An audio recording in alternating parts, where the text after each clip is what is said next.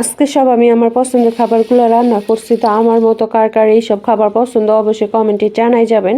আসসালামু আলাইকুম এভরিওয়ান, আপনারা সবাই কেমন আছেন? আশা করি প্রত্যেকেই ভালো আছেন। আমি আলহামদুলিল্লাহ ভালো আছি। তো আজকে হচ্ছে লাউ গাছ থেকে কিছু লাউ শাক হারভেস্ট করে নেব। এরপর আমি কাঁচামরিচকে ভালো করে কেটে নিব। তারপর আলু আগে থেকে কেটে রাখছিলাম, এর ভিতর পেঁয়াজ কুচি দিয়ে দিব, মরিচ কুচি দিয়ে দিব, স্বাদ মতো লবণ দিব, হলুদ দিব পরিমাণ মতো।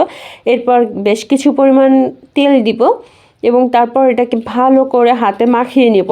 তো এটাকে কিন্তু ভালো করে আমি হাতে মাখাই নিচ্ছি। এরপর এখানে আমি ধুয়ে রাখা ছোটো মাছগুলোকে দিয়ে দেবো। দেন এটাকে আবারও ভালো করে হাতে মাখাবো। মাখানোর পরে এটাকে সাইডে রেখে দিয়ে পেঁয়াজ কুচি মরিচ কুচিকে ভালো করে হাতে মেখে নেব। এরপর আমি এখানে একটা ডিমকে ফাটিয়ে দিয়ে দেব।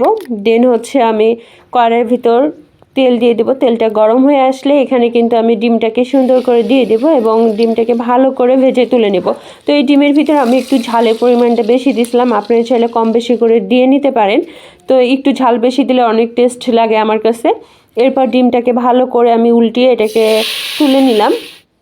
দেন এই তেলের ভিতরে আমি আগে থেকে যে ম্যারিনেট করে রেখে দিয়েছিলাম আলু এবং ছোটো মাছগুলোকে, সেগুলোকে দিয়ে দিব এবং ঢাকা চাপা দেওয়ার পর কিছুক্ষণ পর দিকে হালকা করে বলক চলে আসছে, তখন আমি এই শাকগুলোকে দিয়ে দেবো, যে শাকগুলো আগে থেকে কেটে রাখছিলাম।